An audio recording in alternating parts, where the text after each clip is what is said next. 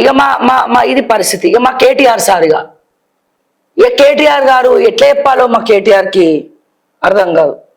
పీస్లా సంఘానికి ప్రధాన అధ్యక్షుడు మా కేటీఆర్. సోషల్ మీడియాలో కాదు, ఇప్పుడు గ్రౌండ్లో తిరగమని చెప్పినాం. సరే తిరుగుతున్నాడు, చాలా మంచిదే, ఓకే. అక్కడ పోయిండి. ఎక్కడ పోయిండండి మొన్న? నాగర్ కర్నూలు 2 నెలల పాప ఒక గాడిది వల్ల చచ్చిపోయింది, కుల అహంకారం వల్ల చచ్చిపోయింది.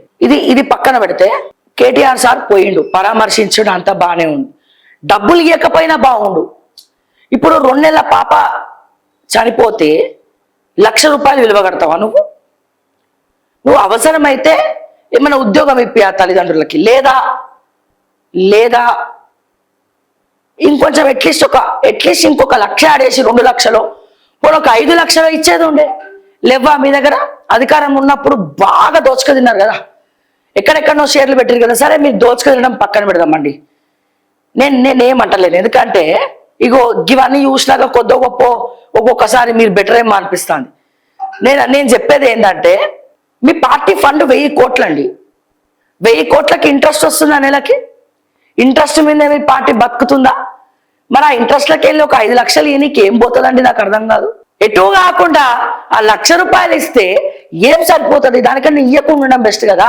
అంటే ఒక 2 నెలల పసికందు విలువ ₹1,00,000. మీ పీష్ణ స్థానాలు మండిపోను. రాజకీయ నాయకులు పైసలు దిగర్రా అబ్బాయి అనే దాన్ని మీరు రుజువు చేసిరు. మళ్ళా ఇచ్చినాం, అప్రిషియేట్ చేస్తున్నాం, 1,00,000 ఇచ్చినాం. కానీ 1,00,000 పాప విలువ 1,00,000 కాదు కదా, అట్లానే 5 లక్షలు కూడా కాదు కదా. కానీ అట్లీస్ట్ గుడ్డిలో మెల్లలాగా వాళ్ళు ఏదన్నా బిజినెస్ పెట్టుకొని బతకడమో, లేకపోతే పార్టీ తరపున ఇంత చేస్తున్నాం, ఇగో మా కేసీఆర్ ఇమ్మన్నాడు, ఇగో పార్టీ నిధుల నుంచి ఇగో ఇంత ఇస్తున్నా అని చెప్పి ఇస్తే మీది కాదు. 1000 కోట్ల ఫండ్ మీది కాదు, ఎక్కడెక్కడి నుంచో సేకరించింది.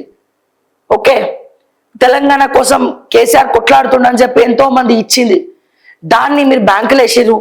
ఈ స్వయాన కేసీఆర్ గారే చెప్పిర్రు 1000 కోట్ల ఫండ్ ఉంది, దాని ఇంట్రెస్ట్ మీదనే నా పార్టీని నడిపించుకుంటా. మరి ఒక 4 లక్షలు ఎక్స్ట్రా అయ్యా నీకు ఏమైంది? ఏం పోయింది? ఇది కదా మాట్లాడాలి. సో దయచేసి ఇక మీదటన్నా ఎస్ వెరీ గుడ్, ఆ సోషల్ మీడియా వదిలి గ్రౌండ్లోకి వచ్చిర్రు. ఇప్పుడు మీరు గ్రౌండ్లో తిరుగుతున్నారు. మొన్న అక్కడ నాగర్ కర్నూలు పోయినరు, ఇప్పుడు ఎక్కడ మన ఖమ్మం పోయినారు, ఎక్కడెక్కడో పోతున్నారు. కానీ దయచేసి జర మంచి టీంని పెట్టుకొని జర ఇప్పటికైనా ఎవరికి ఏం చేయాలో ఆలోచించి చేయండి. అంతేగాని పాపకి విలువ కడతా, ₹1,00,000 ఇస్తా, అట్లీస్ట్ మీరు ఇచ్చే ₹1,00,000 వాళ్ళు 1-2 నెలల అయిపోతుంది. అండ్ అట్లాగే ఖమ్మం పోయి నువ్వు ఏం చెప్తున్నావు? ఖమ్మం పోయి నువ్వు కేసీఆర్ వస్తే ఎక్కడైతే మీ ఇల్లు కులగొట్టిండ్రో అక్కడే మీకు ఇల్లు కట్టిస్తా అని ఒక మాట చెప్పినావు. అది సాధ్యమవుతుందా? ఇప్పుడు వాళ్ళందరినీ బయటికి గెంటేసిన తర్వాత ఆడ ఎవడో ఒకడు మళ్ళా కొనుక్కుంటారో, లేఅవుట్లు చేస్తారో, అది ఆప్షన్కి పెడతారో, ఏం చేస్తారో చేసిన తర్వాత వీళ్ళు ఆల్రెడీ అక్కడ ఇల్లు కట్టుకొని ఉంటారు, కొనుక్కున్న వాళ్ళు, కొత్తగా వచ్చేటోళ్ళు. నువ్వేం చేయాలి? కేటీఆర్ ఏం చేయాలి? ప్రభుత్వం మీ అందరి తరపున నేను కోర్టులో కేసేస్తా, సుప్రీంకోర్టులో అంటే నీ చెల్లె జైలుకు పోతేనే కేసేస్తావా సుప్రీంకోర్టులో? తెలంగాణ ప్రజలు ఆగమైతుంటే ఒక ప్రతిపక్ష హోదాలో వర్కింగ్ ప్రెసిడెంట్ గాను నీ పార్టీలో అత్యద్భుతమైనటువంటి అడ్వకేట్లు ఉన్నారని చెప్పుకదింటావు కదా, చెప్తారు కదా మీరు. మరి ఎందుకు వాళ్ళ తరపున పిల్ల ఎందుకేవు నువ్వు కోర్టులో? ఎందుకేరు నువ్వు? అప్పటిదాకా కేసీఆర్ వచ్చి ముఖ్యమంత్రి అయ్యే వరకు ఆడ ఉంటాయి ఆ భూములు, అప్పటి వరకు ఎందుకు ఆగాలి? ఒక ప్రతిపక్ష నాయకుడుగా ప్రతిపక్ష హోదాలో, బీఆర్ఎస్ వర్కింగ్ ప్రెసిడెంట్ హోదాలో బీఆర్ఎస్ పార్టీ తరపున ఎందుకు అక్కడ ఖమ్మం పబ్లిక్ తరపున, ఆ బాధితుల తరపున ఎందుకే కోట్ల కేసు ఎందుకేయకూడదు? పిల్లు వెయ్యి.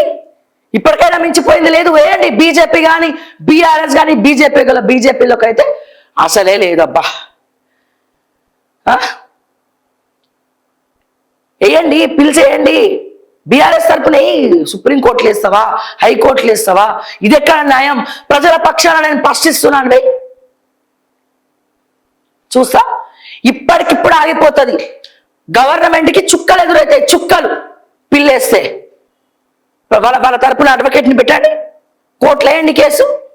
లేదు మీకు శాత కాకపోతే చెప్పండి, నేనేదో ఒకటి చేసి నేనే బతిమలాడుకొని వాళ్ళ తరపున వేస్తాం, కోర్టులో కేసు వేస్తాం. మీకు శాత కాకపోతే ప్రతిపక్షాలు అయితే బతికే ఉన్నాయి కదా.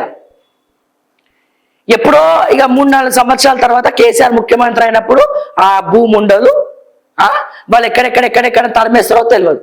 మీరు నిజంగా ఏమైనా చెయ్యాలనుకుంటే, దమ్ములుంటే, నిజమైన ప్రతిపక్షం అయితే, మీలో మార్పు వచ్చుంటే వాళ్ళ తరపున నిలబడి వాళ్ళ తరపున అడ్వకేట్ని పెట్టి కోట్ల కొట్లాడండి. ఇది కదా ప్రతిపక్షం చేయాల్సింది, ఇది మీరు చేయాలి.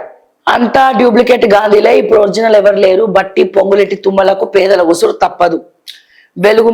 వెలుగుమెట్లలో బీఆర్ఎస్ వర్కింగ్ ప్రెసిడెంట్ కేటీఆర్. ఇది పరిస్థితి.